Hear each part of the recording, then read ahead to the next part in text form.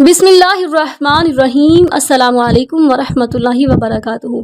नाज़रीन मौसम, दुनिया में एक ऐसा परिंदा भी मौजूद है जिसे लोग नहुसत की अलामत समझते हैं।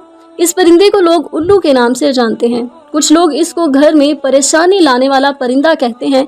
कुछ लोग तो यूँ समझते हैं कि जिस घर में ये परिंदा बोल पड़े या जिस घर में भी ये परिंदा आने लग जाए तो उस घर में बहुत सी मुसीबतें आने वाली हैं या किसी की मौत होने वाली है। ये परिंदा हमेशा वीरानों में ही क्यों रहता है?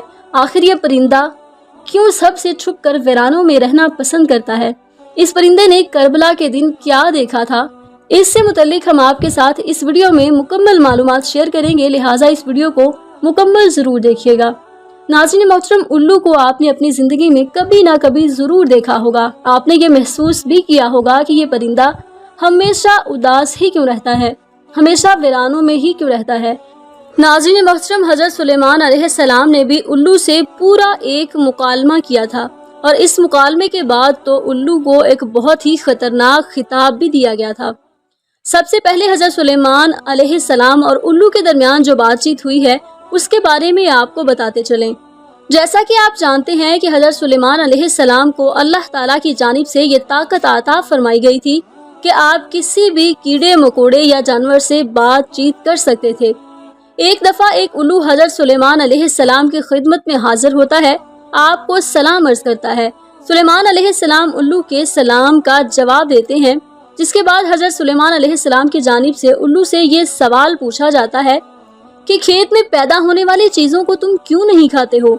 जिसके बाद उल्लू जवाब में कहता है कि मैं अनाज को सिर्फ इसलिए नहीं खाता कि हज़रत आदम अलैहिस्सलाम को सिर्फ जन्नत से इसीलिए निकाला गया था कि उन्होंने अनाज खाया था, इसीलिए मैंने अनाज खाना छोड़ दिया है। इसके बाद हज़रत सुलेमान अलैहिस्सलाम उल्लू से ये पूछते हैं कि तुम पानी क्यों नहीं पीते?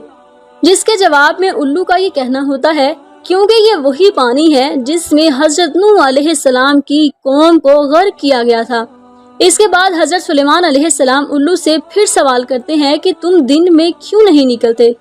जिसके जवाब में उल्लू कहता है क्योंकि दिन के वक्त एक इंसान दूसरे इंसान पर जुल्म करता है, इसलिए मैं दिन को नहीं निकलता।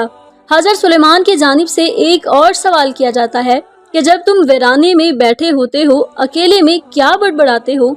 जिसके जवाब में उल्लू ये कहता है कि जब भी मैं वीराने में बैठा होता हूँ तो मैं ये सवाल करता हूँ कि कहाँ गए वो तमाम लोग जो इस जगह पर बसा करते थे, बहुत ऐशो इशरत की जिंदगी बसर किया करते थे।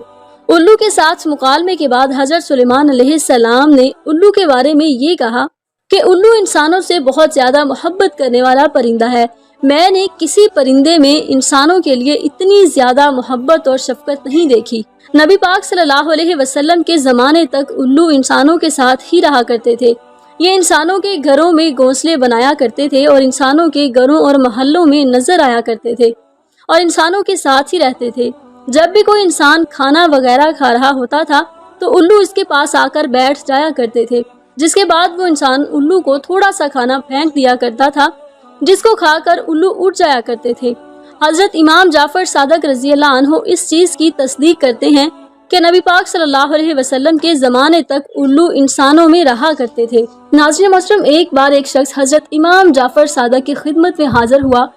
उस शख्स ने अर्ज किया कि आप मुझे बताइए कि ये जो उल्लू परिंदा है ये हमेशा वीरान जगह पर क्यों रहना पसंद करता है और ये हमेशा उदास ही क्यों रहता है?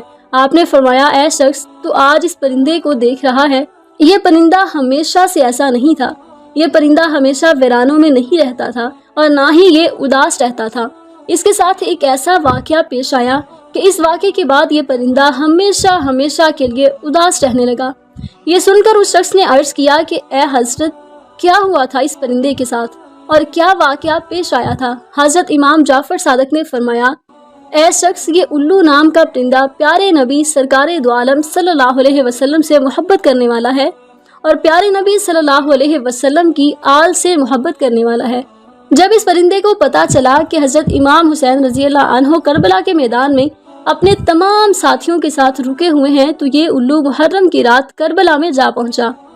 हजरत इमाम हुसैन रज़ियल्लाहु अन्हु से अर्ज करने लगा, हुसैन, मेरे लिए क्या हुक्म है?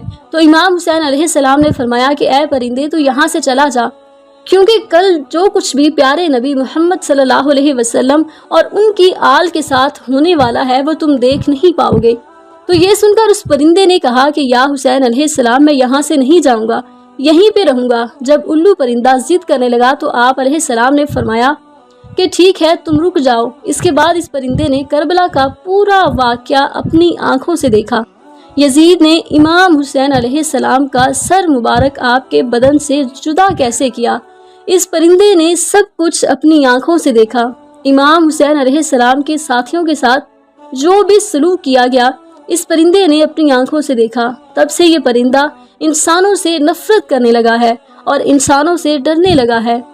یہ پرندہ راتوں کے وقت اندھیرے میں گھومتا ہے، جیسے ہی اجالا ہو جاتا ہے انسان اٹھ جاتے ہیں، ویسے ہی یہ پرندہ واپس لوٹ جاتا ہے۔ کچھ لوگ الو کو منحوس سمجھتے ہیں، ان کو یہ نہیں پتا کہ یہ منحوس کس وجہ سے ہے، بس ایسے ہی اس کو منحوس کہنا شروع کر دیتے ہیں۔ یہ کسی گھر کے آس پاس آ کر بول دے تو لوگ سمجھتے ہیں کہ ہمارے اوپر کوئی مصیبت آنے والی ہے۔ کئی لوگ تو ایسے ہیں کہ لوگ اس کے بولنے کی وجہ سے اپنا گھر بار چھوڑ دیتے ہیں۔ الو کو منحوس سمجھنا ایک جاہلانہ سوچ ہے۔ یہ بیچارہ پرندہ تو کبھی کبھار ہی بولتا ہے، یہ بیچارہ تو انسانوں سے ڈرتا پھرتا ہے، اس کو کہیں پہ بھی انسان نظر آئے تو فوراً اٹھ جاتا ہے۔ تو یہ پرندہ کسی کا کیا بگاڑے گا؟ آپ کو یہ جان کر حیرانی ہوگی کہ دنیا میں 205 اقسام کے الو پائے جاتے ہیں، لیکن ان کی پوری قوم کو 2 خاص قبیلوں میں بانٹا گیا ہے، ایک باران الو اور دوسرا عام الو۔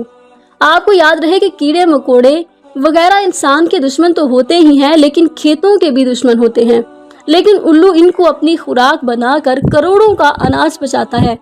الو لوگوں کی مالی مدد کرتا ہے، اس لیے الو انسان کا دوست کہلاتا ہے۔ عام طور پر ان کی عمر لگ بھگ 12 سال ہوتی ہے۔ الو اپنا گھونسلہ پیڑوں کی کھو میں بناتا ہے، یا پھر اپنا گھونسلہ ویران جگہ پر بناتا ہے، یا کسی کنویں میں ویران جگہ پر بناتا ہے۔ آپ کو بتاتے چلے کہ دیگر باتوں کے علاوہ انسان کو مخاطب کرتے ہوئے ایک غلط بات یہ بھی بولی جاتی ہے کہ الو کی طرح دیدے دکھا رہے ہو، لیکن الو بیچارہ تو اپنی آنکھوں سے معذور ہے، وہ تو صرف سیدھا ہی دیکھ سکتا ہے، وہ ہم انسانوں کی طرح اپنی نظریں گھما نہیں سکتا، وہ اپنی صرف گردن گھما سکتا ہے۔ تو کچھ لوگ الو کا تانا دے کر لوگوں کو کہتے ہیں کہ الو کی طرح کیا دیکھ رہے ہو۔ دوسرے پرندوں کی نسبت اس کے پر بہت ہی ہلکے ہوتے ہیں اور ملائم بھی ہوتے ہیں، اس لیے جب یہ اڑتا ہے تو اس کے پروں کی بالکل بھی آواز نہیں ہوتی۔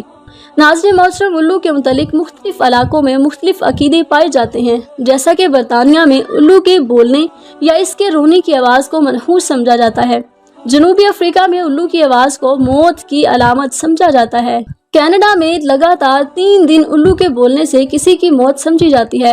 چین میں الو دکھائی دینے پر پڑوسی کی موت سمجھی جاتی ہے۔ ایران میں الو کی اچھی آواز کو خوشی کی خبر مانا جاتا ہے اور رونے والی آواز کو بری خبر سمجھتے ہیں۔ ترکی میں بھی الو کو منحوس ہی سمجھا جاتا ہے، لیکن سفید الو کو صحیح سمجھا جاتا ہے۔ ناظرین محترم، اس ویڈیو کو لائک اور شیئر بھی کیجیے گا۔ اس کے ساتھ ہی مزید اسلامک ویڈیوز کے لیے ہمارے چینل کو سبسکرائب بھی کر لیجیے۔ جلد ہی حاضر ہوں گے ایک نئی ویڈیو کے ساتھ، تب تک کے لیے اپنا بہت سارا خیال رکھیے گا۔ اللہ نگہبان۔